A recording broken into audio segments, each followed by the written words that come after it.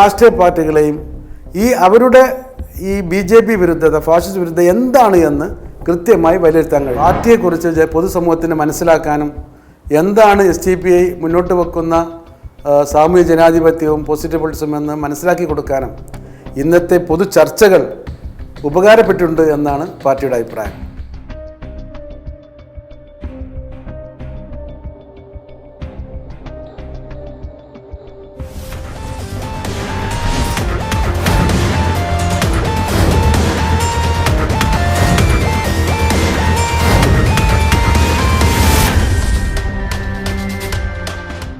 തേജസ് ന്യൂസിൻ്റെ ഇൻഫോക്കസിലേക്ക് സ്വാഗതം. നിയമസഭാ തിരഞ്ഞെടുപ്പ് പ്രഖ്യാപിക്കുന്നതിന് മുന്നേ തന്നെ വാർത്തകളിൽ ഇടം നേടിയ പാർട്ടിയാണ് SDPI. ചാനൽ വാർത്തകളിലും സാമൂഹിക മാധ്യമങ്ങളിലും ഇപ്പോഴും SDPI നിറഞ്ഞു നിൽക്കുകയാണ്. മുന്നണി ബന്ധങ്ങളുടെ സംരക്ഷിത വലയത്തിനു പുറത്ത് സ്വന്തമായ രാഷ്ട്രീയ നിലപാടുകൾ ഉയർത്തിപ്പിടിച്ച് കഴിഞ്ഞ തദ്ദേശ തിരഞ്ഞെടുപ്പിൽ മത്സരം നേരിട്ട പാർട്ടിയാണ് SDPI. കോർപ്പറേഷനുകളിലും മുനിസിപ്പാലിറ്റികളിലും അടക്കം ശ്രദ്ധേയമായ നേട്ടങ്ങൾ പാർട്ടി കൈവരിക്കുകയുമുണ്ടായി. ഇത്തവണ ഈ നിയമസഭാ തിരഞ്ഞെടുപ്പിൽ 36 മണ്ഡലങ്ങളിൽ പാർട്ടിക്ക് സ്ഥാനാർത്ഥികളുണ്ട്. ഈ പശ്ചാത്തലത്തിൽ SDPIയുടെ രാഷ്ട്രീയ നിലപാടുകളെയും നയസമീപനങ്ങളെയും കുറിച്ച് നമ്മൾ അന്വേഷിക്കുകയാണ്. ഇന്ന് ഇൻഫോക്കസിൽ നമ്മളോടൊപ്പം അതിഥിയായി എത്തിയിട്ടുള്ളത് SDPI സംസ്ഥാന പ്രസിഡന്റ് CPA ലത്തീഫ് ആണ്. സ്വാഗതം ലത്തീഫ് സാഹിബ് തേജസ് ന്യൂസിൻ്റെ ഇൻഫോക്കസിലേക്ക്. സ്വാഗതം. വാർത്തകളിൽ നിറഞ്ഞു നിൽക്കുകയാണല്ലോ SDPI. വിവാദങ്ങൾ പാർട്ടിക്ക് ഗുണം ചെയ്തോ അതല്ല പ്രതികൂലമായി തീർന്നോ? എന്താണ് വിലയിരുത്തൽ? വിവാദങ്ങൾ എന്ന് തീർത്ത് പറയാൻ പറ്റുമെന്ന് എനിക്ക് അറിഞ്ഞുകൂടാ. പക്ഷേ SDPI ധാരാളമായി ചർച്ച ചെയ്യപ്പെട്ടിട്ടുണ്ട് ഇപ്പോഴത്തെ ഈ തെരഞ്ഞെടുപ്പുമായി ബന്ധപ്പെട്ട്. അതിൽ SDPI കാണുന്ന വളരെ പ്രധാനപ്പെട്ട കാര്യം, കഴിഞ്ഞ 16 വർഷം മുമ്പ് അല്ലെങ്കിൽ 16 വർഷമായി കേരളത്തിൽ ഇന്ത്യ രാജ്യത്ത് പ്രവർത്തിച്ചു കൊണ്ടിരിക്കുന്ന ഒരു പാർട്ടി എന്ന നിലക്ക് ഇന്ത്യയിലെ ഈ സകലമാന സാമൂഹിക രാഷ്ട്രീയ വിഷയങ്ങളിലും ഇടപെട്ട ഒരു പാർട്ടിയാണ് SDPI. അത് അജിറ്റേഷണൽ പൊളിറ്റിക്സിലും അതോടൊപ്പം തന്നെ പാർലമെൻ്ററി പൊളിറ്റിക്സിലും സജീവമാണ് പാർട്ടി. പക്ഷേ SDPI ഇടപെടുന്ന വിഷയങ്ങൾക്കനുസൃതമായി ഒരു വിസിബിലിറ്റി പാർട്ടിക്ക് കിട്ടിയില്ല എന്നുള്ള ഒരു പരാതിയാണ് ഞങ്ങൾക്കുള്ളത്. ഇപ്പോഴത്തെ ഒരു സാഹചര്യത്തിൽ പാർട്ടിയെക്കുറിച്ച് പൊതുസമൂഹത്തിന് മനസ്സിലാക്കാനും എന്താണ് SDPI മുന്നോട്ട് വെക്കുന്ന സാമൂഹ്യ ജനാധിപത്യവും പോസിറ്റീവ് പൊളിറ്റിക്സും എന്ന് മനസ്സിലാക്കി കൊടുക്കാനും ഇന്നത്തെ പൊതു ചർച്ചകൾ ഉപകാരപ്പെട്ടിട്ടുണ്ട് എന്നാണ് പാർട്ടിയുടെ അഭിപ്രായം. BJPക്ക് വിജയസാധ്യത കണക്കുകൂട്ടുന്ന മണ്ഡലങ്ങളിൽ മറ്റു മുന്നണികൾക്ക് BJPയെ തോൽപ്പിക്കുന്നതിന് വേണ്ടി മറ്റു മുന്നണികൾക്ക് വോട്ട് നൽകുന്ന ഒരു പതിവാണല്ലോ SDPയുടെ മുൻകാല ചരിത്രത്തിലുള്ളത്. എന്താണ് മഞ്ചേശ്വരത്ത് മാറി ചിന്തിക്കാൻ കാരണം? അത് ഒരു പാർട്ടി നയത്തിൻ്റെ ഭാഗമായിരുന്നു. നമുക്കെല്ലാവർക്കും അറിയാം, ഒരു രാഷ്ട്രീയ പാർട്ടി, പ്രത്യേകിച്ചും SDPI പോലുള്ള ഒരു രാഷ്ട്രീയ പാർട്ടി ഇന്ത്യയിൽ അഡ്രസ്സ് ചെയ്യുന്നത് പ്രധാനമായും ഇവിടുത്തെ മാർജിനലൈസ് ചെയ്ത സമൂഹങ്ങളെയാണ്. അതിൽ ഏറ്റവും മാർജിനലൈസ് ചെയ്യപ്പെട്ട സമുദായങ്ങളിൽ ഏറ്റവും മുന്നിൽ നിൽക്കുന്നത് മുസ്ലിങ്ങളാണ്. ഇന്ത്യയിൽ കഴിഞ്ഞ 2011 സെൻസസ് പ്രകാരം രാജ്യത്ത് 15% വരെ മുസ്ലിങ്ങളുണ്ട് എന്നാണ് പറയുന്നത്. പക്ഷേ രാജ്യത്തിൻ്റെ പാർലമെൻറ്റിനകത്ത് ആ ജനസംഖ്യാനുപാതികമായി അവിടെ പ്രാതിനിധ്യമില്ല. അത് വസ്തുതയാണ്. 15% എന്ന് പറയുമ്പോൾ അത് 2011 കണക്കാണ്. ഒരു പക്ഷേ അത് 20 ആയിട്ടുണ്ടായിരിക്കും. ഞാൻ അതിലേക്ക് പോകുന്നില്ല. ആ 15% വെച്ച് തന്നെ പറയുകയാണെങ്കിൽ 543 പാർലമെൻറ്റ് MP-മാരുടെ എണ്ണത്തിൽ അതിന് ആനുപാതികമായി ഒരു 80 പേരെങ്കിലും ഇന്ത്യൻ പാർലമെൻറ്റിലേക്ക് മുസ്ലിം ജനവിഭാഗം വരേണ്ടിയിരുന്നു. അത് വന്നിട്ടില്ല. അപ്പോൾ നമ്മൾ മനസ്സിലാക്കേണ്ട കാര്യം എന്താണെന്ന് വെച്ചാൽ, ഒരു സാമൂഹ്യ ജനാധിപത്യം അല്ലെങ്കിൽ സാമൂഹ്യ ജനാധിപത്യത്തിൽ ഊന്നി നിൽക്കുന്ന പ്രധാനപ്പെട്ട ഒന്നാണ് അവസര സമത്വം. ആ അവസര സമത്വം എന്ന് പറയുമ്പോൾ ജനസംഖ്യാനുപാതികമായി നമ്മുടെ വിവിധ തലങ്ങളിൽ, അത് പാർലമെൻറ്റ് തലത്തിൽ, എക്സിക്യൂട്ടീവിൽ, ജുഡീഷ്യറിയിൽ അടക്കമുള്ള നമ്മുടെ രാജ്യത്തിൻ്റെ സകല സംഗതികളിലും ഈ ഒരു ആനുപാതികമായ പ്രാതിനിധ്യം നമുക്ക് കിട്ടിയിട്ടില്ല ഇതുവരെ. അപ്പോൾ അത് കിട്ടണമെങ്കിൽ ഈ മാർജിനലൈസ് ചെയ്യപ്പെട്ട ജനവിഭാഗം യോജിച്ചു നിൽക്കുകയും ഒന്നിച്ച് പ്രവർത്തിക്കുകയും ഒക്കെ വേണം. പക്ഷെ നമ്മുടെ രാജ്യത്ത് ഇതുവരെ കണ്ടുപോകുന്ന ഒരു സമ്പ്രദായം, ഏതെങ്കിലും ആളുകൾ, പ്രത്യേകിച്ചും വലിയ മൗലാനമാർ അതുപോലുള്ള ആളുകൾ ഇന്ന പാർട്ടിക്ക് വോട്ട് ചെയ്യണം എന്ന് പറയുമ്പോൾ ഈ സാമൂഹ്യ ജനവിഭാഗങ്ങൾ അവർക്ക് കൊണ്ടുപോയി വോട്ട് ചെയ്യും. പക്ഷേ പിന്നീട് അവർ മാറ്റി പറയും. അതിൻ്റെ അവസാനത്തെ അതിൻ്റെ പരിണിത ഫലം എന്ന് പറയുന്നത് ഇവരെ യഥാർത്ഥത്തിൽ ഈ മാർജിനൈസ് ചെയ്യപ്പെട്ട ജനവിഭാഗത്തെ പ്രതിദാനം ചെയ്യാനുള്ള യഥാർത്ഥ അവകാശികളായ ആരും ഈ പാർലമെൻറ്റിലോ എവിടെ എത്തുന്നില്ല. ഇതൊരു വലിയ സങ്കടകരമായ വസ്തുതയാണ്. ഇതിന് പരിഹാരമാണ് SDPI മുന്നോട്ട് വെക്കുന്ന പോസിറ്റീവ് പൊളിറ്റിക്സ് എന്ന് പറഞ്ഞാൽ ആരെങ്കിലും തോൽപ്പിക്കാൻ വേണ്ടി വേറെ കൂട്ടർക്ക് വോട്ട് ചെയ്യാം. ഇങ്ങനെ പോയാൽ ഈ ഒരു അവസര സമത്വം അല്ലെങ്കിൽ ജനസംഖ്യാനുപാതികമായ പ്രാതിനിധ്യം എവിടെ എത്തൂല. ഇത് ഉണ്ടാകണമെങ്കിൽ ഈ സമ്പ്രദായം നിർത്തലാക്കി അവരുടെ തന്നെ ആളുകൾ വിജയിച്ച് വരുന്ന ഒരു പശ്ചാത്തലം ഉണ്ടാകണം. അതിനു വേണ്ടിയിട്ടുള്ള പാർട്ടി മുന്നോട്ട് വെക്കുന്ന പോസിറ്റീവ് പൊളിറ്റിക്സ് എന്ന ലക്ഷ്യപ്രാപ്തിക്ക് വേണ്ടിയിട്ട് അല്ലെങ്കിൽ ആ ഒരു എയിം വെച്ചുകൊണ്ടാണ് നമ്മൾ മഞ്ചേശ്വരത്ത് നോമിനേഷൻ കൊടുത്തത്. SDPIയുടെ ബദൽ രാഷ്ട്രീയം തന്നെയാണ് നിങ്ങൾ ഉദ്ദേശിക്കുന്ന പോസിറ്റീവ് പൊളിറ്റിക്സ്? തീർച്ചയായിട്ടും. സ്ഥാനാർത്ഥിത്വം പിൻവലിക്കാനുണ്ടായ സാഹചര്യം? സ്ഥാനാർത്ഥി പിൻവലിക്കാനുണ്ടായ കാരണം നമ്മുടെ ഈ പോസിറ്റീവ് പൊളിറ്റിക്സ് നമ്മൾ മുന്നോട്ട് വെച്ചപ്പോഴേ ഒരു വലിയ ഗുണം പാർട്ടിക്കുണ്ടായി. കാരണം ഇന്ന് ഇന്ത്യയിലെ പല രാഷ്ട്രീയ പാർട്ടികളും പല സാമൂഹിക സംഘടനകളും മതസംഘടനകളുമൊക്കെ BJP വിരുദ്ധത അല്ലെങ്കിൽ ഫാസിസ്റ്റ് പറയാറുണ്ട്. നമ്മളിപ്പോൾ നാസർ സാഹിബ് സൂചിപ്പിച്ച പോലെ കഴിഞ്ഞ കാലങ്ങളിൽ നമ്മൾ നിലപാടെടുത്തിരുന്നു. ഇങ്ങനെ മറ്റുള്ളവരെ തോൽപ്പിക്കാൻ വേണ്ടി ഇവരെ ജയിപ്പിക്കുക എന്നുള്ളൊരു നിലപാടെടുത്തിരുന്നു. ഈ നിലപാട് തന്നെ നമ്മൾ തുടരുകയാണെങ്കിൽ ഞാൻ നേരത്തെ പറഞ്ഞ പോലെ ഇത് എവിടെ എത്തൂല. അപ്പോൾ നമ്മൾ തീരുമാനിച്ചു ഇത് മത്സരിക്കണമെന്ന്. മത്സരം തീരുമാനിച്ചപ്പോൾ എല്ലാവരും മുന്നോട്ട് വന്നു. അത് ശരിയല്ല, SDPI എടുത്ത നിലപാട് ശരിയല്ല, നിങ്ങൾ മുമ്പത്തെ നിലപാട് വെച്ച് നോക്കുമ്പോൾ താരതമ്യം ചെയ്യുമ്പോൾ ഇത് നിങ്ങൾ വളരെ അധികം അപകടമുണ്ടാക്കും എന്നൊക്കെ പറയാൻ തുടങ്ങി. ആ സമയത്ത് നമുക്ക് കിട്ടിയൊരു ഗുണം എല്ലാ രാഷ്ട്രീയ പാർട്ടികളെയും അവരുടെ ഈ BJP വിരുദ്ധത ഫാഷിസ്റ്റ് വിരുദ്ധത എന്താണ് എന്ന് കൃത്യമായി വിലയിരുത്താൻ കഴിഞ്ഞു. അപ്പോൾ ആരൊക്കെ എന്തൊക്കെ പറഞ്ഞാലും അവരുടെ ഒന്നും ഫാഷിസ്റ്റ് വിരുദ്ധത യാഥാർത്ഥ്യബോധമില്ലാത്തതാണ് എന്നും അതൊക്കെ കാപട്യമാണെന്നും പൊതുസമൂഹത്തിന് ബോധ്യപ്പെടുത്താൻ കഴിഞ്ഞു. അതോടുകൂടി തന്നെ SDPIയുടെ ഒന്നാം ഘട്ടം വിജയിച്ചു. പിന്നെ പൊതുസമൂഹം നമ്മളിപ്പോൾ ഈ രാഷ്ട്രീയ SDPI ഈ സമൂഹത്തിലുള്ളതാണല്ലോ. സമൂഹത്തിലെ വിവിധ ജനവിഭാഗങ്ങൾ ആവശ്യപ്പെടുമ്പോൾ അവരുടെയൊക്കെ പരിഗണിക്കണമല്ലോ. അതും കൂടി പരിഗണിച്ചുകൊണ്ടാണ് നമ്മളത് പിൻവലിച്ചത്. വിവിധ തെരഞ്ഞെടുപ്പുകളിൽ പാർട്ടി മത്സരിച്ചിട്ടുണ്ട്, സ്വന്തം സ്ഥാനാർത്ഥികളെ നിർത്തി മത്സരിപ്പിച്ചിട്ടുണ്ട്. ചില ഘട്ടങ്ങളിലൊക്കെ മുന്നണികൾക്കോ സ്ഥാനാർത്ഥികൾക്കോ പിന്തുണ നൽകിയിട്ടുമുണ്ട്. എനിക്ക് തോന്നുന്നു കഴിഞ്ഞ ലോക്സഭാ തിരഞ്ഞെടുപ്പിൽ UDFന് സമ്പൂർണ്ണ പിന്തുണ നൽകുകയായിരുന്നു SDPI ചെയ്തത്. അപ്പോൾ ഈ തെരഞ്ഞെടുപ്പിൽ എന്താണ് മാറി ചിന്തിക്കാൻ കാരണം? അല്ലെങ്കിൽ മറ്റൊരർത്ഥത്തിൽ ചോദിച്ചാൽ UDFുമായി എന്തുകൊണ്ടാണ് ഇടഞ്ഞു നിൽക്കുന്നത്? ഈ ചോദ്യം വളരെ രസകരമായിട്ട് എനിക്ക് തോന്നുന്നത്. കാരണം SDPI ഒരിക്കലും UDFുമായി ഒരു സഖ്യകക്ഷിയായിട്ടോ അവരുടെ തന്നെ ഭാഷയിൽ പറഞ്ഞാൽ അസോസിയേറ്റഡ് സഖ്യകക്ഷിയായിട്ടോ ഒന്നും ഇതുവരെ പ്രവർത്തിച്ചിട്ടില്ല. ചില നിലപാടുകളുടെ ഭാഗമായിട്ടാണ് SDPI UDFനെ പിന്തുണച്ചിട്ടുള്ളത്.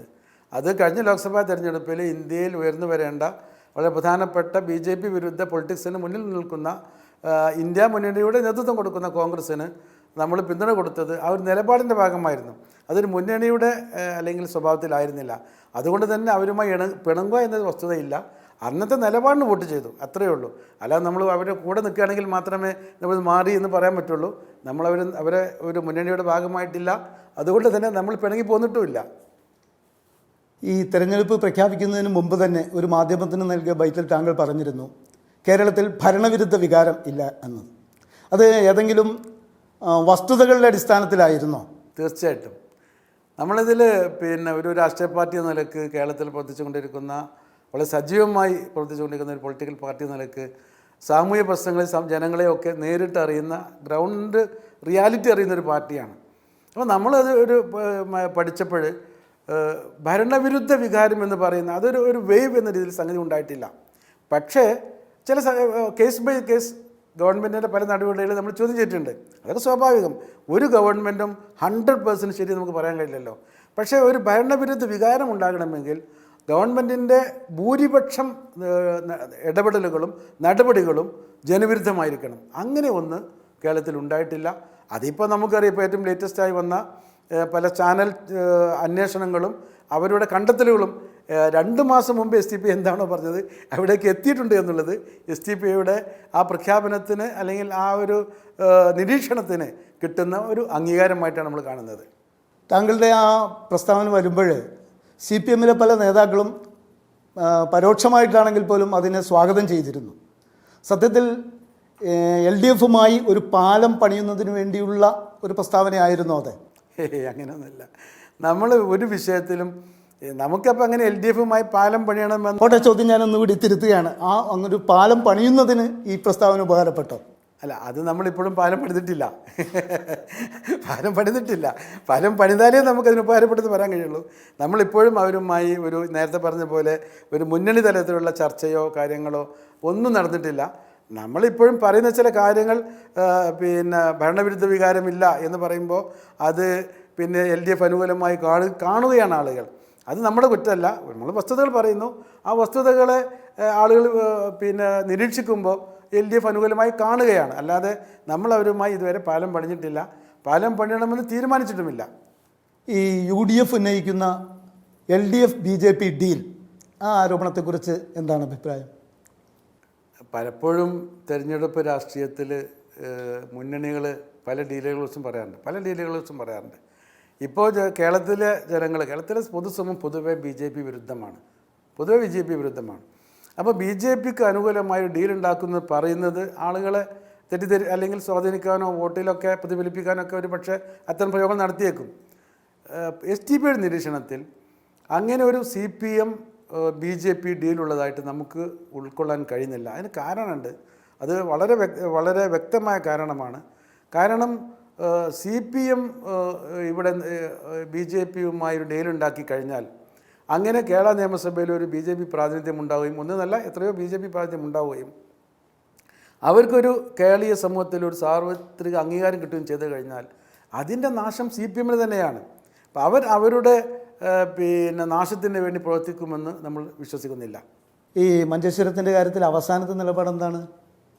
അല്ല, നമ്മുടെ ഇതിൽ പൊതു നിലപാട് പരമാവധി BJPയെ അധികാരത്തിൽ നിന്ന് മാറ്റി നിർത്തുക, അല്ലെങ്കിൽ നമ്മുടെ നിയമസഭയിലുള്ള ഒരു പ്രാതിനിധ്യം ഒഴിവാക്കുക തന്നെയാണ്.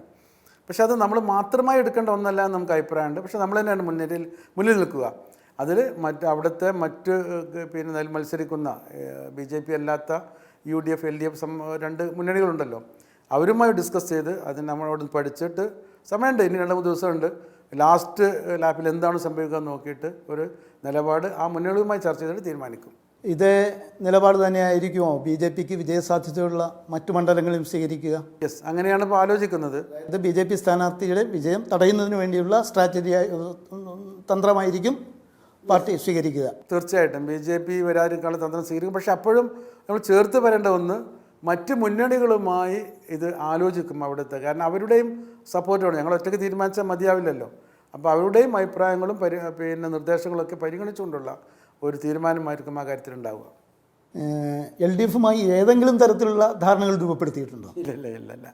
അത് പ്രചാരണങ്ങളാണ്. അത് പലരും നമ്മുടെ ചില നിലപാടുകൾ LDFന് അനുകൂലമാണെന്ന് തോന്നിപ്പോകുന്ന സാഹചര്യം ഉണ്ടായതുകൊണ്ട് പറയണം. നമ്മളവരുമായി ഒരു രാഷ്ട്രീയ സഖ്യമോ ധാരണയോ ഇതുവരെ രൂപപ്പെടുത്തിയിട്ടില്ല. SDP ഉയർത്തിപ്പിടിക്കുന്നത് കീഴാള സ്വത്വ രാഷ്ട്രീയവും അതുപോലെ തന്നെ പോസിറ്റീവ് പൊളിറ്റിക്സും അതുപോലെ വിശാല പിന്നാക്ക ബഹുജന ഐക്യവുമൊക്കെയാണ്. പക്ഷെ അങ്ങനെ ഉയർത്തിപ്പിടിക്കുമ്പോൾ പോലും ഫാഷിസത്തിൻ്റെ പ്രഥമവും പ്രത്യക്ഷവുമായ ഇരകളെന്ന നിലയിൽ മുസ്ലിങ്ങൾ ആണല്ലോ ആ ഇരകൾ. അപ്പോൾ ആ മുസ്ലിം പരിസരത്ത് നിന്നുണ്ടായ ഒരു പാർട്ടി എന്ന നിലയിൽ മുസ്ലിങ്ങളുടെ പ്രശ്നങ്ങൾ കൂടി SDP അഡ്രസ്സ് ചെയ്യേണ്ടി വരും. തീർച്ചയായിട്ടും. അപ്പോൾ ആ നിലയ്ക്ക് ഇപ്പോൾ കേരളത്തിൽ എല്ലാ മുസ്ലിം സംഘടനകൾ അല്ലെങ്കിൽ മുസ്ലിം ന്യൂനപക്ഷങ്ങൾ അടപടലം UDFന് അനുകൂലമാണ് എന്നൊരു അഭിപ്രായമുണ്ടോ? ഇപ്പോൾ വസ്തുതാപരമായി നമ്മൾ പരിശോധിക്കുകയാണെങ്കിൽ ഈ രീതിയിലുള്ള ഒരു പിന്നെ മുസ്ലിം കൺസോൾട്ടേഷനും UDFന് അനുകൂലമായിട്ടോ LDFന് വിരുദ്ധമായിട്ടോ രൂപപ്പെട്ടില്ല എന്നുള്ളത് നമുക്ക് വിവിധ മുസ്ലിം സംഘടനകളുടെ പ്രസ്താവനകൾ, നേതാക്കന്മാരുടെ അഭിപ്രായ പ്രകടനം കേട്ടാൽ നമുക്കറിയാൻ പറ്റും. വിവിധ സംഘടനകൾ അങ്ങനെ ഉണ്ടല്ലോ. അപ്പോൾ അങ്ങനെ ഒന്നില്ല എന്ന് തന്നെയാണ് നമ്മുടെ നിരീക്ഷണം. ഈ നേരത്തെ ഞാൻ സൂചിപ്പിച്ചതുപോലെ SDP ഉയർത്തിപ്പിടിക്കുന്നത് ഒരു കീഴാള രാഷ്ട്രീയമാണ്. അധസ്ഥിത പിന്നാക്ക ജനവിഭാഗങ്ങളുടെ ശാക്തീകരണവും അധികാര പ്രാതിനിധ്യവും ലക്ഷ്യം വെച്ചാണ് SDP പ്രവർത്തിക്കുന്നത്. അതുപോലെ തന്നെ പ്രാതിനിധ്യ രാഷ്ട്രീയം, അതും SDP ഒരു ലക്ഷ്യമാണ്. പക്ഷേ ഇതൊക്കെ പറയുമ്പോഴും ഫാഷിസത്തിൻ്റെ ഇരകൾ എന്ന നിലയിൽ, ഫാഷിസം ഒരു മുഖ്യശത്രു എന്ന നിലയിൽ ഫാഷിസത്തിനെതിരായ പ്രതിരോധത്തിന് പ്രഥമ പരിഗണന കൊടുക്കുന്ന ഒരു പാർട്ടി കൂടിയാണല്ലോ SDP. തീർച്ചയായിട്ടും. അപ്പോൾ ആ അർത്ഥത്തിൽ ഫാഷിസത്തിന് ഏതെങ്കിലും തരത്തിൽ ഒരു ഗുണകരമായ ഒന്നായി നിങ്ങളുടെ നിലപാടുകൾ മാറുന്നുവെന്ന ആശങ്ക ചില കോണുകളിൽ നിന്ന് ഇടയ്ക്ക് ഉയർന്നു വരുന്നുണ്ട്. അതിനെ എങ്ങനെയാണ് നോക്കിക്കാണുന്നത്? നമുക്ക് നമ്മുടെ ഏത് നിലപാടാണ് അങ്ങനെ ഫാസിന് അനുകൂലമായി വരുന്നത്? ഇന്ത്യയിൽ ഇന്ന് നമുക്ക് പരിശോധിച്ചാൽ ഇപ്പോൾ ഒരു ചില രാഷ്ട്രീയ പാർട്ടികൾ കേരളത്തിൽ, പ്രത്യേകിച്ച് മുസ്ലിം ലീഗ് പോലുള്ള സംഘടനകൾ നേരത്തെ പറഞ്ഞിരുന്നു, ഇന്ത്യയിൽ കേരളത്തിൽ BJP അല്ല, അല്ലെങ്കിൽ BJPയുടെ ഫാഷിസം അല്ല ഏറ്റവും എതിർക്കപ്പെടേണ്ടത്, അതിനേക്കാളും അപകടകരം മാർക്സിസ്റ്റ് പാർട്ടിയുടെ നിലപാടാണെന്നൊക്കെ പറഞ്ഞിരുന്നു. അതൊക്കെ ആ രീതിയിലുള്ള വളരെ വികലമായ കാഴ്ചപ്പാടുള്ള പാർട്ടികളാണ് കേരളത്തിലുള്ളത്.